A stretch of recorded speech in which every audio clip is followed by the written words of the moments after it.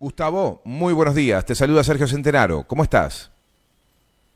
Hola, ¿cómo te va, Sergio? Como siempre, un gusto. Muchas gracias por recibirnos. Estamos aquí en Radio Lateral, haciendo con Fundamento Criollo aquí en la provincia de Misiones. Estás muy próximo a presentar este libro, Federalistas del Litoral, ¿es así? Sí, sí, y te quiero explicar por qué, porque Ajá. tiene una intencionalidad muy concreta. Si vos le preguntás a un santafesino qué relación hay con un misionero, te va a decir casi ninguna, y siempre se va a identificar por la cercanía con Córdoba o con la ciudad de Buenos Aires, pero esta es una falacia que no tiene en cuenta la historia. Porque indudablemente a partir de la lucha de Artigas, esa lucha que todavía sigue teniendo vigencia, que sigue teniendo densidad práctica, el destino de un santafesino, el destino de un entrerriano, está mucho más ligado a la provincia de Misiones o a Corrientes que a lo que pase en la provincia de Buenos Aires y Córdoba. Entonces, este libro, Federalistas del Litoral, lo que intenta hacer es buscar en la historia del litoral argentino aquellas raíces comunes que nos permitan pensar en un proyecto común, ¿no? Ujú. ¿Y cuánto en común tenemos si nos, digamos, si nos remontamos al pasado, digamos, ¿no? A la conformación finalmente de lo que fue aquellas luchas por la federalización del país. No sé si hay mucha coincidencia con los tiempos de hoy. Quizá hemos perdido la pelea de federal.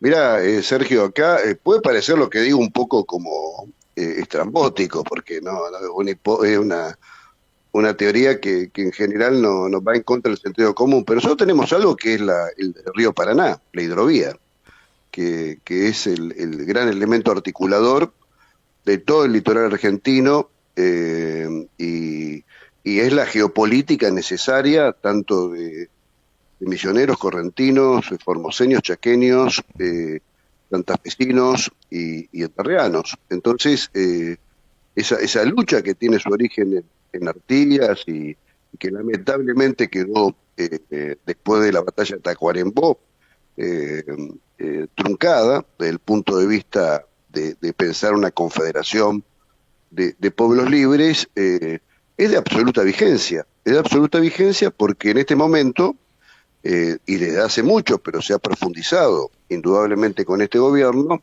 hay un carácter centralista, unitario, despreciativo hacia el federalismo y hacia las provincias del litoral, y en particular, que es realmente espantoso, y esto nos tiene que hacer pensar en clave política, en clave histórica, cómo podemos equilibrar esta balanza totalmente desigual entre un poder que decide lo que ocurre en la ciudad de Buenos Aires y las provincias del interior. Hay que pensar que Milei, antes de la campaña, decía claramente que había que quebrar la Argentina en dos o tres pedazos y por un lado dejar que la pampa húmeda y el litoral argentino, entre comillas, más rico, haga una subregión, y dejar en un lugar periférico y absolutamente secundario a provincias como Misiones, a provincias como Formosa y a provincias como Chaco, ¿no? Por eso a mí, cuando vi la votación de Milei en Misiones, la cantidad de votos que sacó, realmente eh, pensaba en lo paradójico que es el desprecio de un gobernante sobre una provincia y a veces la respuesta popular apoyando un proyecto que va en contra de los intereses de esa provincia, ¿no? Ujú, ujú. Federalistas del litoral, ¿cuáles son los tramos que has elegido para narrar esos pasajes de la historia que rescatás en este nuevo libro? ¿Y cuáles son los personajes que has elegido? ¿Cuáles son las figuras de nuestro pasado que están allí protagonizando este nuevo material que vas a presentar? Bueno, comienzo por Artigas, indudablemente es el germen del federalismo argentino. Hay que pensar también que la banda oriental forma parte constituyente de este proyecto geopolítico y que nuestras queridas provincias tienen mucho más que ver en sus inicios con el proyecto artiguista de la banda oriental y que a veces lo que uno ha analizado a partir de la historia de Mitre o Vicente Fidel López, donde el directorio era el poder central, cuando el poder central, por lo menos para nuestras provincias, era el artiguismo y los pueblos libres. Después, bueno, trabajo algunos personajes de la historia santafesina, como Mariano Vera, como el padre Amenábar, como Domingo Cuyen, aquel que fue fusilado por Juan Manuel de Rosas, y enterrianos como Pancho Ramírez, también hago un análisis de Urquiza, y también otros personajes muy importantes como el correntino Pedro Ferré o Díaz de Cosío, que fue el autor de un gran trabajo que se llama Cuestiones Nacionales, que tiene una actualidad palpitante, ¿no? Y bueno, y otros personajes más, bueno, que tienen que ver con nuestra historia, Olegario Viandrade o Ubaldo Mañasco, bueno, personajes importantes y muy desconocidos, o que por ahí son conocidos dentro de la historia provincial, ¿no? Porque hay historiadores correntinos que han trabajado bien a Pedro Ferré o a Leiva, a Manuel Leiva, o la figura por ahí de Andresito, muy trabajada y muy interesante desde una perspectiva misionera, ¿no? Y hay que decir que por ahí esto no se sabe, por estos lares, por ahí en Misiones y en Corrientes más, que hasta 1881 había una unidad de las dos provincias, ¿no? Hasta Roca, que hizo la división producto de que, bueno, como Corrientes le era adversa, como suele hacer la política, fracturó la provincia en dos.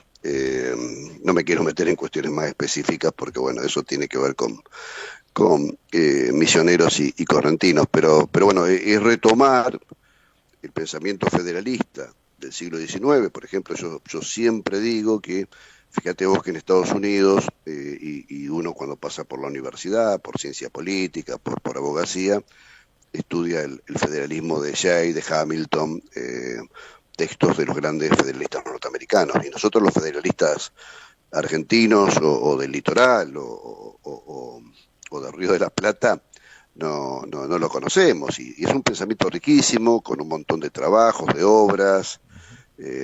A veces no se piensa que lo más moderno del pensamiento político del siglo XIX entró por el lado de los caudillos, no entró por el lado de la ciudad de Buenos Aires, que tenía un montón de personajes monárquicos que estaban buscando un monarca europeo, o incluso del imperio portugués en Brasil, y bueno, hay que reivindicar a estas figuras, y este libro lo que intenta es hacerlo, ¿no? Entiendo. Gustavo, quién ganó hasta el momento esta batalla cultural? ¿Quiénes nos contaron la historia? ¿Quiénes impusieron la interpretación de los hechos de nuestro pasado aquí en las Provincias Unidas del Sur o de nuestra Argentina? ¿Y cuál es el trabajo que nos debemos hoy y al que estás colaborando con estos libros que has ido publicando a lo largo de tu carrera? ¿Quiénes son los que ostentan hoy ese trofeo de haber impuesto una mirada de nuestro pasado? ¿El mitrismo, solamente al mitrismo le echamos la culpa? No es el mitrismo solamente, es el mitrismo de Vicente Fidel López. Ellos tuvieron una polémica en 1881 sobre los métodos historiográficos, se dijeron de todo, pero hay una carta de Mitre donde dice claramente a Vicente Fidel López que, más allá de nuestras diferencias, hemos acabado con la figura histórica de Artigas y con los caudillos, ¿no? O sea, eso lo habían logrado. Pero después se sigue reproduciendo, porque incluso el revisionismo mucho revisionismo es porteño, o sea, centrado en la figura de Juan Manuel de Rosas, que a pesar de la retórica federal, en la práctica nunca quiso compartir el puerto de Buenos Aires ni los ingresos de la aduana entre las demás provincias, teniendo el monopolio de la entrada de los productos, el monopolio de los ingresos que le correspondían a toda la nación, y esto fue señalado muy bien por Pedro Ferré y en ese trabajo que hizo Díaz de Cossio, que fue de cuestiones nacionales, ¿no? Y además, a pesar de la retórica de Rosas en cuanto a la defensa de las industrias, la famosa ley de aduana de 1835, que es reivindicada por los revisionistas, por José María Rosas, duró muy poco tiempo y tenía un sentido puramente fiscal. No fue una política de protección económica de las industrias de las provincias, que sí era lo que pregonaba Pedro Ferré y otros prohombres del litoral argentino, ¿no? Ayer, no, a ver, el día martes tuvimos una muy interesante conversación con Gustavo Terzaga, ¿no? Que es Sí, claro, de Río Cuarto, Córdoba, muy, muy interesante, donde, bueno, me explicaba cuál es la necesidad de volver a revisar a Julio Argentino Roca, ¿no? Y es como una deuda también no sé si del peronismo o del campo nacional y popular, para abrir un poquito más el abanico, porque por lo menos en mi experiencia, Gustavo, me ha costado mucho entender, y tuve que sentarme a leer todo lo que pude de Julio Argentino Roca. ¿Cómo juzgás la figura, cómo analizás la figura de Julio Argentino Roca? Bueno, yo me baso básicamente en el libro del abuelo, de Gustavo, de Alfredo Alfredo. Terza, el gran historiador cordobés, que hay una reivindicación como un hombre el roquismo significó, quiero dejar de lado la campaña del desierto en particular, pero me centro en la cuestión de que fue un paso adelante en el federalismo argentino, porque se logró la federalización de la ciudad de Buenos Aires, también de manera cruenta, ¿no? Porque en las distintas batallas, que se llama Puente Alsina, unas las batallas ahí por la federalización contra Tejedor y el mitrismo, murieron 3.000 personas. No es un dato menor.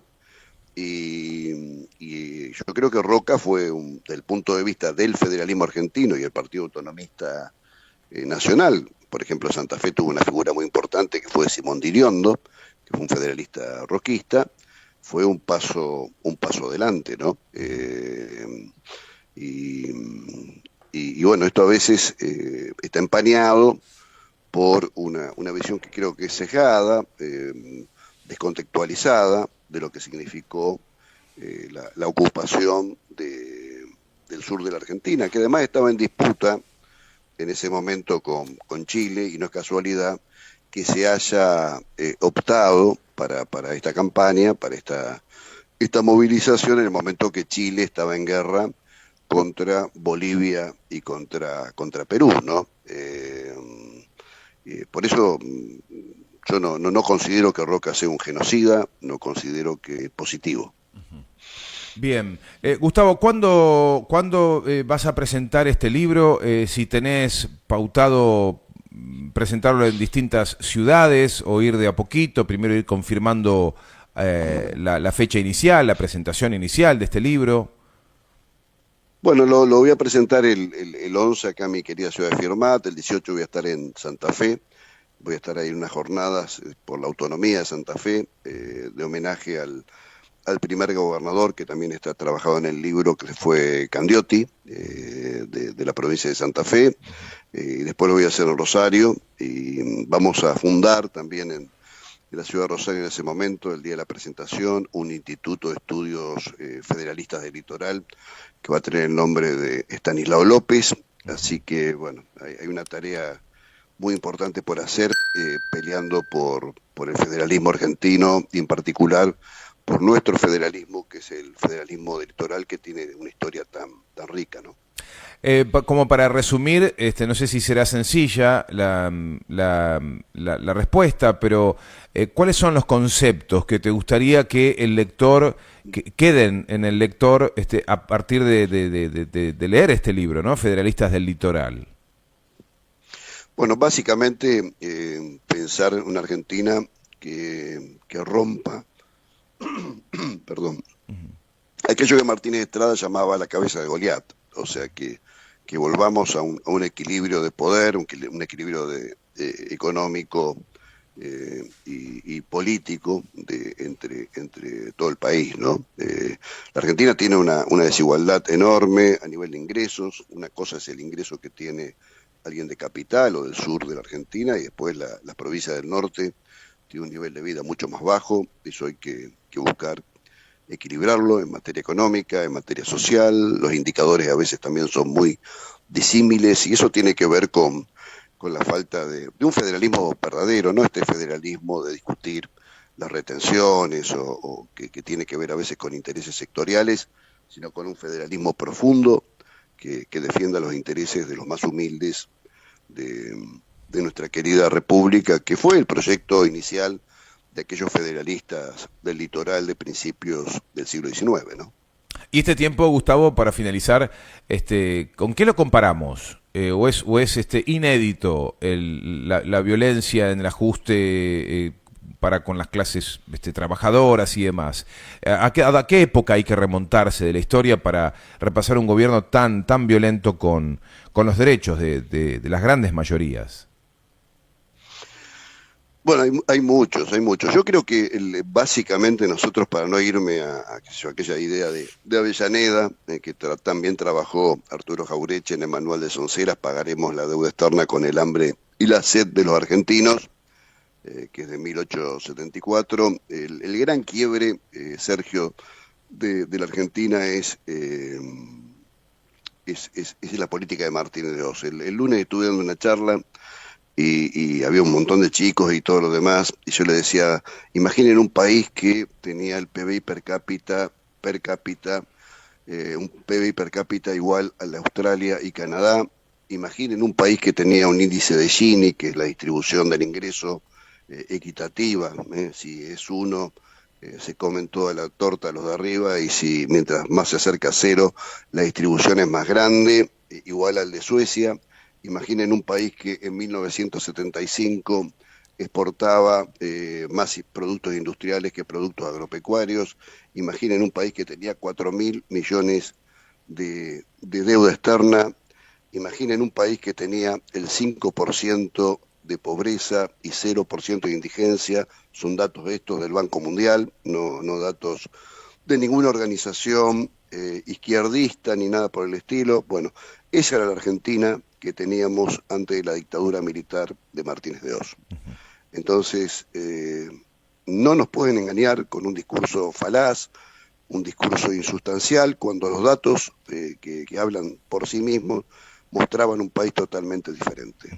Y es una mentira los famosos 70 años del peronismo, cuando el gran quiebre en la República Argentina fue la dictadura asesina de 1976, que hoy lamentablemente tiene muchos defensores, e incluso hay que subrayar a la vicepresidenta de la Nación, y que es un discurso falaz, mentiroso, es un discurso que no se sostiene de ningún punto de vista, porque todos los condicionamientos que han venido, a pesar de toda la deuda que tenga la democracia, no haber modificado esa estructura económica y sobre todo la reforma financiera de Martínez de Oz, tiene su origen en ese momento infausto, terrible de la historia argentina, que lamentablemente no está siendo sometido al análisis que merece en este momento. Nos quedamos a veces en discusiones que son muy importantes, sobre la cantidad de los desaparecidos, pero no vemos realmente cómo modificó la estructura productiva, económica, social de Argentina esa dictadura genocida. Gustavo, enorme, como siempre. Gracias por por estar con nosotros. Te deseamos muchísimos éxitos y acompañamiento en la presentación. Me dijiste el 11 y el 18 de abril estarás presentándolo, después te vas para Rosario. Bueno, muchos éxitos. Vamos a intentar conseguir este material. De alguna manera tenemos que conseguir este libro, Federalistas del Litoral, de Gustavo Battistoni, para poder disfrutarlo y aprender. Te lo voy a enviar. Bueno. Dale. Pero a comprarlos, señores, a comprarlos y a colaborar con esta cruzada que es dar vuelta a la taba y discutir también la historia, porque para eso estamos, para defender a nuestra patria desde nuestro pasado, nuestro presente y apuntando al futuro. Gracias, Gustavo. Bueno, un abrazo. Fuerte abrazo. Todos los amigos y amigas ahí. Gracias, hasta pronto. Gustavo Battistoni, escritor, historiador, periodista de Firmat, provincia de Santa Fe, conversando con nosotros acerca de la presentación de su libro Federalistas del Litoral.